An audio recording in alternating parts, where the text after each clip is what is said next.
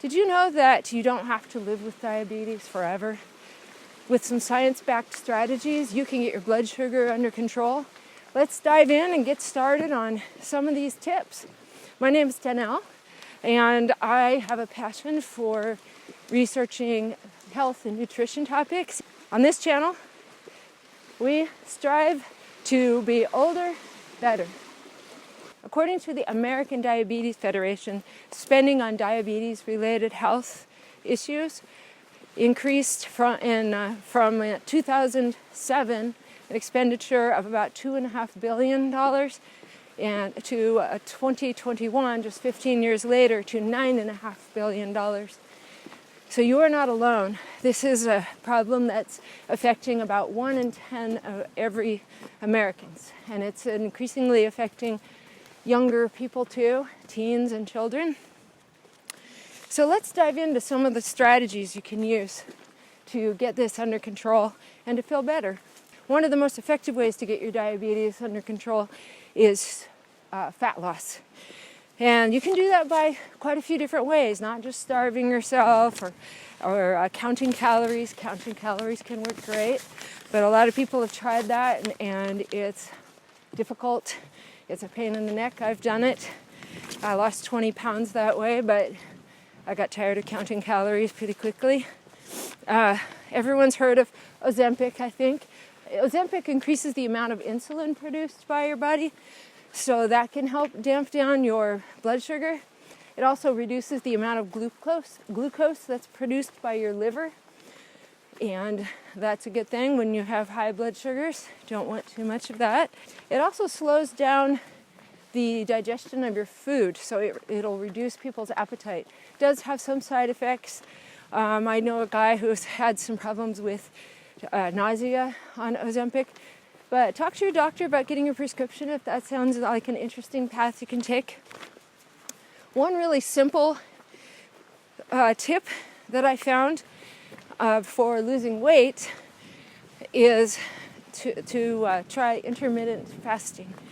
You can do intermittent fasting in many ways. This study here had participants do a really low-calorie diet instead of a completely fasted diet. For 5 days a week, they had about 833 calories a day, and then the other 2 days they would just eat like normal.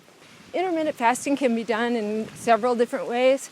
It's kind of a nice thing to do if you really can't or do not want to change the foods that you're eating. You just want something really simple. There's a few ways you can do it. You can eat within a window during the day. A lot of people will set a 6-hour window in which they can eat. Some people will set an 8-hour window. Some people will fast every other day. Some people will fast 2 days a week and then eat the other 5 days a week. So there's a lot of ways that you can do fasting, and it is very, very simple. And so that's my first tip, intermittent fasting. And in that study, the people over 60 years old, they found a 71% improvement in their diabetes symptoms. So it was pretty effective, even when they didn't completely fast. One of the things that a lot of people will go to is a low-carb diet. I did a low-carb diet for years. I've tried a keto diet. Some people even go really extreme and go to a carnivore diet. The low-carb diet, basically if you cut out grains, starchy vegetables like potatoes, and just make it pretty simple like that. No sugar-sweetened beverages, no sugar-sweetened coffee. Just cut out the sweeteners. You can replace them with artificial sweeteners or stevia or allulose. That's a pretty simple way to go. Increase your non-starchy vegetables, increase your greens, and increase your protein. The protein will keep you full. Choose some lean proteins like lean chicken breast, or you can use tofu. You can do this plant-based. And speaking of plant-based, another way that has been shown to have really great results for controlling blood sugar and losing weight is a whole food plant-based diet. So you're increasing your legumes, your grains, but reducing your fat by quite a bit. So that's a totally different approach. But the nice thing, I've tried the whole food plant-based diet in the last year, and the one thing I like about it is it's very high fiber, and there's a lot of variety, and the high fiber keeps you really full. It's very good for you, and it's easy to stay lean on that as long as you're not adding a lot of oils.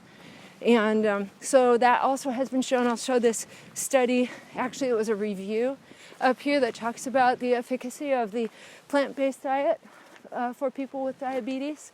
One thing that is helpful, and this goes back to calorie tracking, is tracking your calories for just a bit, just to kind of get an idea of where your calories are. Sometimes we're not even aware of how much we're eating or what the proportions are. I've been using Chronometer app, and that was really helpful. Yes, it's a pain to weigh and measure, but it gave me a lot of insight into what I was eating and what was working better or less well. I did very effortlessly lose 20 pounds, and I did that between I moved from a keto diet to a whole food plant-based diet. I wasn't even eating one special diet. I was just tracking calories as I tried different diets. So that's a really effective, really simple way to lose some body fat as well. One thing that's tricky when trying to lose a little bit of weight is dealing with emotional eating. A lot of the less healthy eating that we do is emotional eating. We're eating because we're in a group that's eating something. We're eating because somebody made something for us. Or we're eating because we're bored and we're in front of the TV. I do that. I like having popcorn, as we all do. So just kind of keeping an eye on that. If problem eating is really tough for you, consider hiring a coach or a nutritionist to just kind of get you started and get you through some of that so you can more easily make healthy choices. And if you can get your diabetes to calm down, you can reduce your medications and lose some weight, you can start moving better, you can start feeling better. When you're feeling better because you're eating better, you'll be more motivated to do things like get out on this trail like I am. And the more you move, your muscles are a sink for glucose. So building muscle will help your blood sugar go down. And so the better you feel because you're eating better, the more you're going to be able to exercise, and then you feel better. Your joints are going to feel better because you have less weight on your knees, and you're going to be more energetic. So it all kind of snowballs. So that will help you be more and more motivated to keep on with your healthy habits. The benefit of trying a low-carb diet is that because you're putting fewer carbohydrates in your body, it gives you a really immediate result. You're going to see your blood sugar start lowering right away. Whether that is the best long-term strategy is up for debate. There are studies that show great results on diabetes remission with high-carb, low-fat diets and low-carb, high-fat diets. So find what works best for you, what's sustainable for you. Anything, all these diets, what they have in common is they're whole foods. No junk food, no packaged food. You're eating whole foods. You're staying away from refined grains, refined sugars. So that's what's most important. Any diet where you will find it easy to make really healthy choices and you can do that over the long term, that's going to be the right diet for you. Whether it's low carb, whether it's high carb, whether it's plant-based, whether it's carnivore. If you want to do something more that's more drastic, try carnivore for a while. Very simple. A lot of people have had some success with that. It's not really science-based. There really haven't been any studies on carnivore yet, so I'm hesitant to recommend it. But some people will try a 30-day test. Sometimes they'll feel a lot better, and then they can add in foods bit by bit until they find what maybe is their problem foods. They can break some bad habits of emotional eating. So that can be a good option. And one more note, if you can handle it, this is something I'm not good at yet, but I'm going to do a challenge for myself, is resistance training.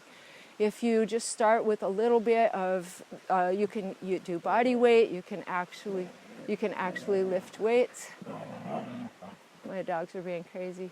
You can actually lift weights, you can use resistance bands, you can find programs on YouTube, or you can join a gym. I do not enjoy being in a gym. I really like being outdoors, so sometimes I'll just go find a picnic table and do a few push-ups or something like that. But I want to get started on a more serious resistance training program. It strengthens your bones, it strengthens your muscles, it's good for you in every way. I think we already all know that. If you're interested in seeing a healthy grocery shopping trip, come grocery shopping with me in this video, and I hope to see you soon.